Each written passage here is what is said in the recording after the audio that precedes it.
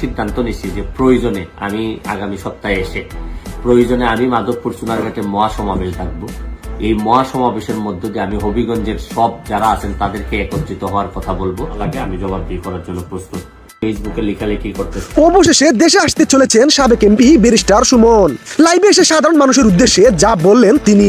সাম্প্রতিক সময়ে সোশ্যাল মিডিয়ায় বেশ সরব ব্যারিস্টার সুমন। তিনি তার ভুলের জন্য অনুতপ্ত হয়ে সবার কাছে লাইভে এসে ক্ষমাও চেয়েছেন এবং নেটিজেনদের তুপের মুখেও পড়তে হয়েছে তাকে। কিন্তু এবার বিচারের মুখোমুখি হয়ে দেশে আসার ফোন দিয়ে আসছেন ব্যারিস্টার সুমন।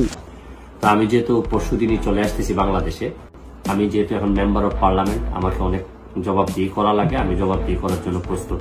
ফেসবুকে লেখালেখি করতেছে।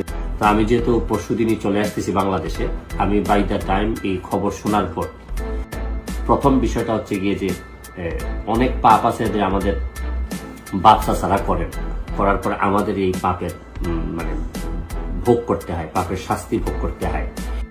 যাই এখন অতীতের কথা না বলে এটা দিয়ে শুরু করলাম আর কি। অতীতের কথা না বলে এখন বর্তমান অবস্থায় আসি। তবে দোষাদোষিত করবো, আমি সিদ্ধান্ত নিচ্ছি যে প্রয়োজনে আমি আগামী সপ্তাহে এসে আমি মাধবপুর চুনারঘাটে মহাসমাবেশ ডাকবো।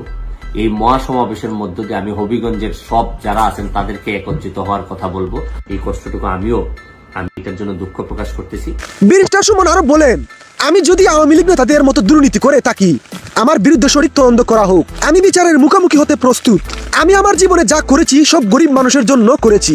প্রিয় ভিউয়ার্স, ব্যারিস্টার সুমনের এমন কথাগুলো আপনাদের কেমন লেগেছে প্লিজ লাইক কমেন্ট শেয়ার করে জানিয়ে দিন আপনার মতামত।